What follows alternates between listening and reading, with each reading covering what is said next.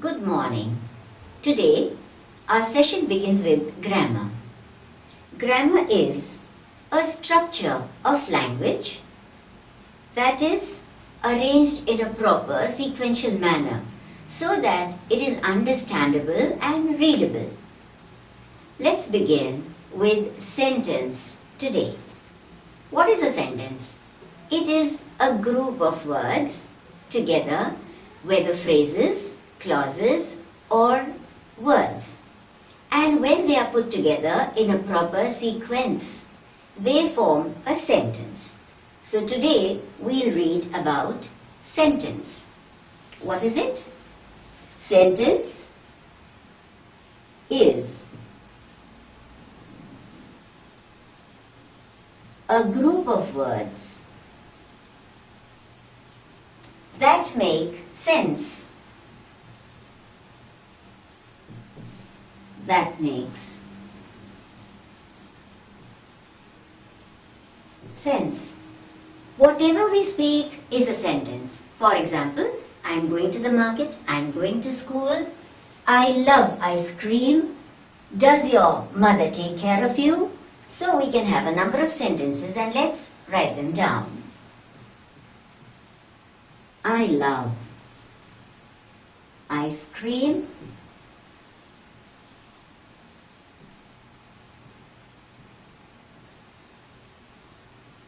My mother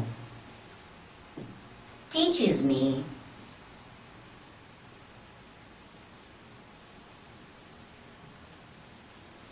at home.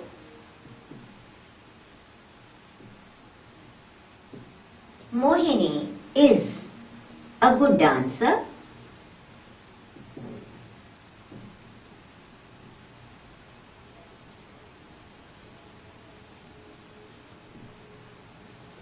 So all these words together are framing sentences.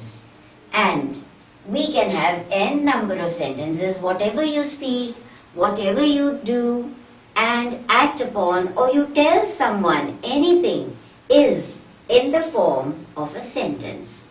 And we have a number of different kinds. For example, we have question sentences, we have exclamatory sentences too. And here we go with other kinds. Are you going to the school today?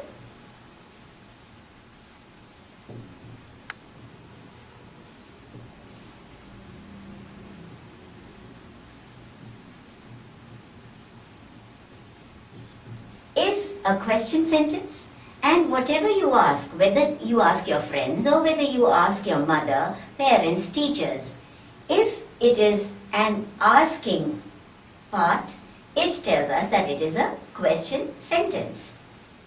Then another kind we have as an exclamatory.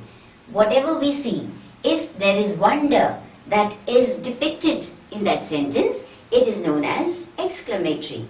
For example, you see a beautiful picture. And what will you call it? As what a beautiful picture it is.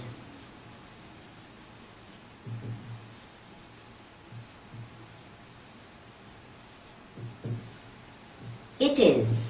And this ends with an exclamatory mark. Therefore, whatever kind of sentence we speak, that is a sentence. Let's read how many parts do we have to a sentence.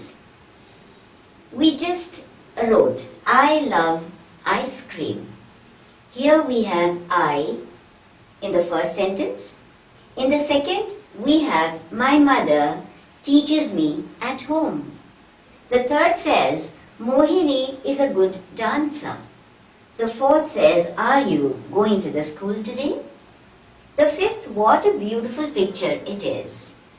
Now, every sentence has two parts to it.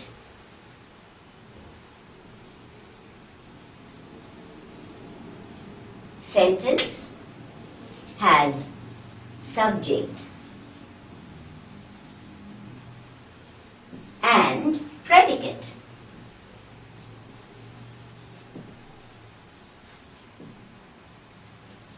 Subject is about whom we are talking. For example, we take in these sentences once again. We are talking about somebody, and that somebody in the first sentence is I. I love ice cream. Because we are talking about this person, therefore this I is supposed to be subject. I. The other part which is left is love ice cream, and it is the predicate. I love ice cream.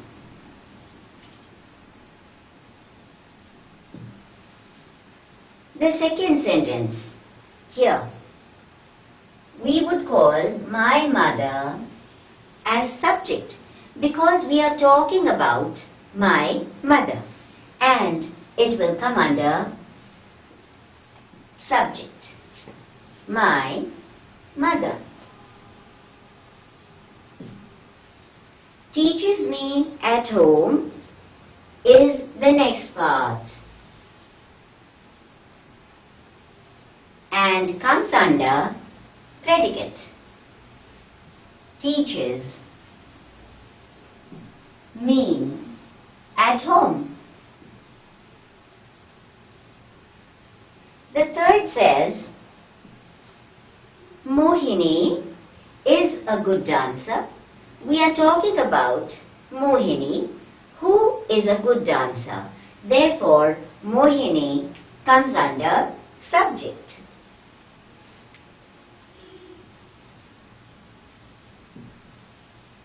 Mohini is a good dancer.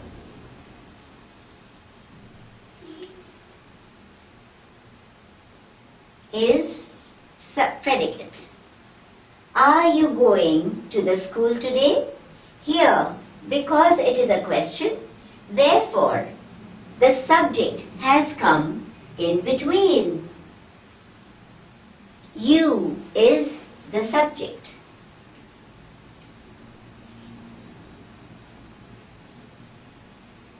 And the other words to complete the sentence will come under predicate.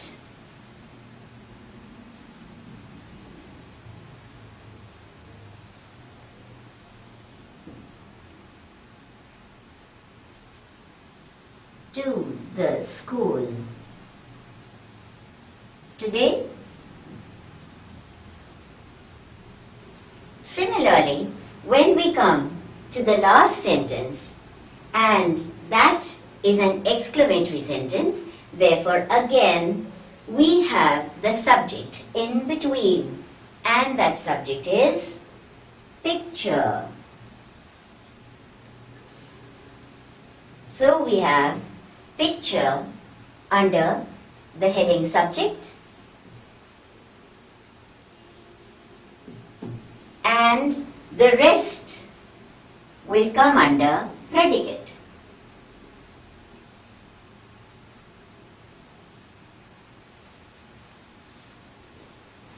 What a beautiful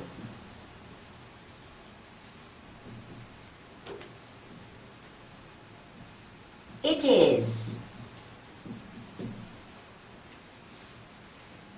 And I'm sure you have been able to understand the difference between subject and predicate.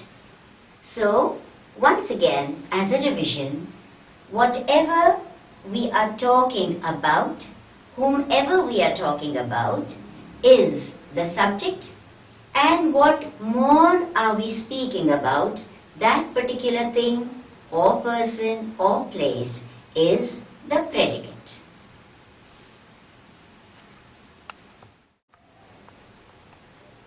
Now, let's take up some exercises. We have the sentences, and we can find out the predicate and the subject with the help of a few questions. Like, the first sentence says, a nurse works in a hospital. Now, if we put a question, who works in a hospital? Automatically, the answer comes to a nurse. So, we are talking about the nurse. Therefore, we shall put this nurse under which part? Do you remember? It has to be placed under subject. And here we have a nurse. The rest of it works in a hospital. We place it under predicate.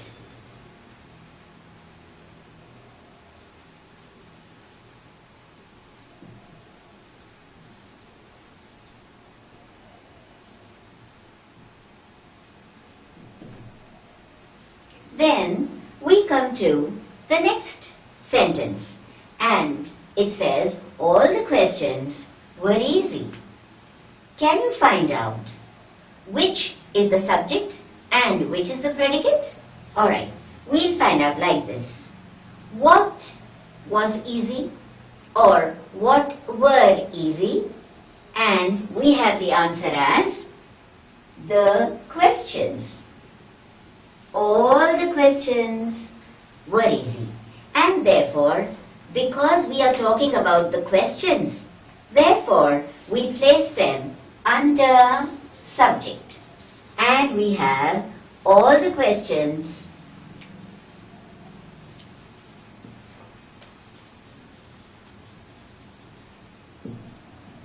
under subject.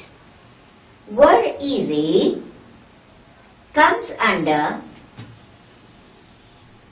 predicate.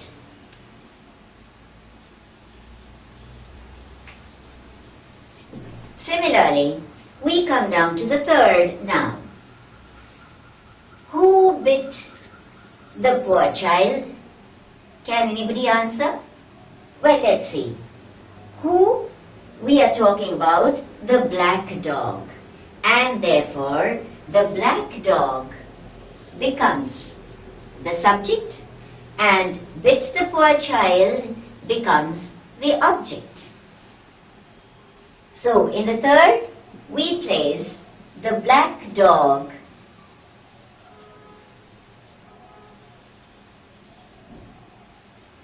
bit the poor child comes under predicate.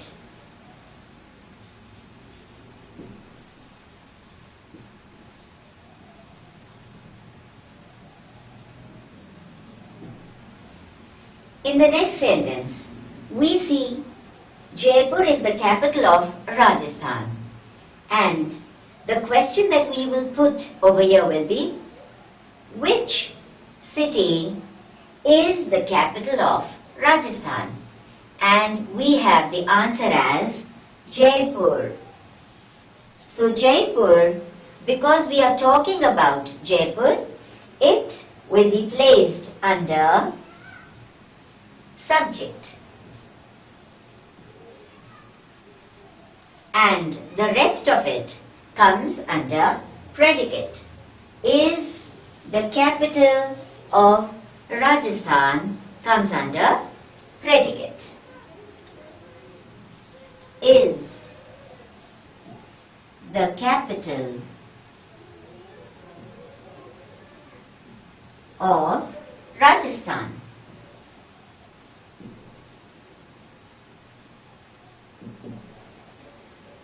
Next, mountains add to the beauty of a country. What is the question that we are going to put for this answer again? So what is adding to the beauty of a country? It is the mountains. Therefore, mountains will be placed under the heading subject. Add to the beauty of a country will be placed under predicate. Next, whose pencil is this?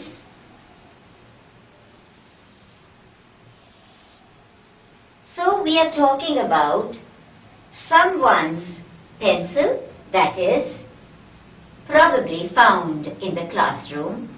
So, pencil becomes the subject over here.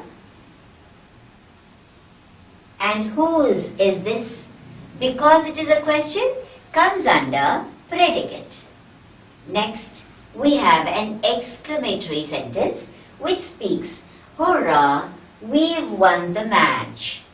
Can you find out who is being talked about? The people who have won the match. The team, the students, the players, and therefore we is the subject and the rest of it comes under predicate. And through these sentences, I'm sure you must have understood the subject and the predicate, which are the two parts of a sentence. And whomever you are talking to is the subject, and whatever we are talking about that person, if we have to speak something more about that person, or we have to explain something about a person, a place or a thing, becomes predicate.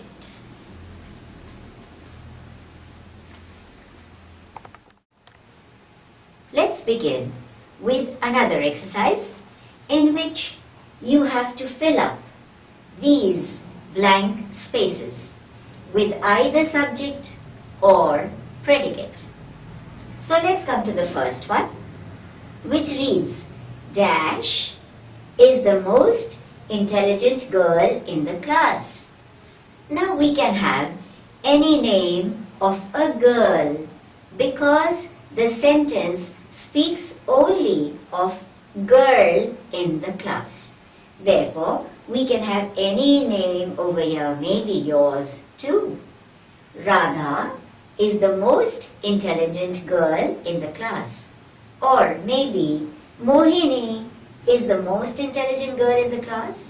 And we can have n number of girls' names in this first blank. Now, when we come to the second, we have Dash works in a factory.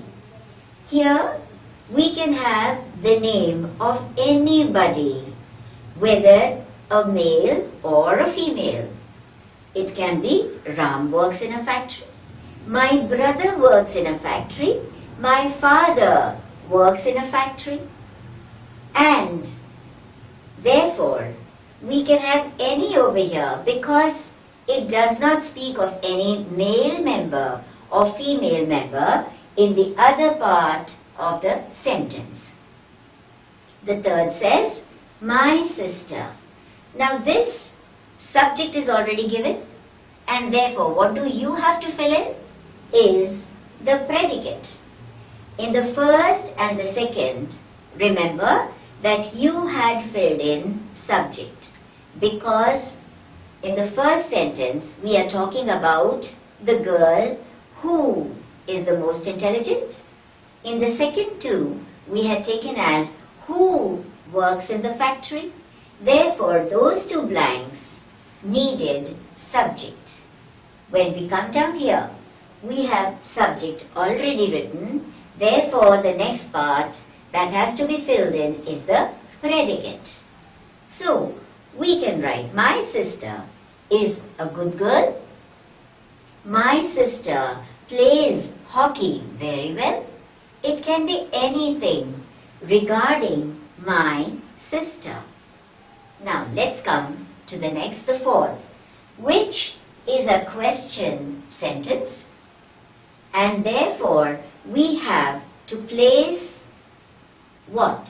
Can you tell me? What do you have to place it? Is Dash coming with us?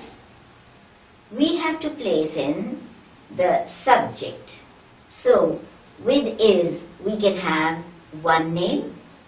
Is Shyam coming with us? Is Gopal coming with us? Or is Rita coming with us? Any of the names of the third person can be filled in as subject over here. Next, we come down to are requested to sit down. Here again, because the first part is a blank, what is required? It is subject that is required. So we can put over here, you are requested to sit down, or we can have children are requested to sit down, or still we can have guests are requested to be seated. Similarly, we have the other sentences here. And the sixth sentence requires again the subject. Teaches us English. Now we can have any name over here. For example, Mr. Mohan teaches us English. Or we can have Madam Nidhi teaches us English. And any of the names can be put in that blank as subject. Next comes the seventh, which is Gandhi Jayanti. Gandhi Jayanti is already written there in the place of subject. Therefore, predicate is the part that is required. Gandhi Jayanti is celebrated every year on 2nd October.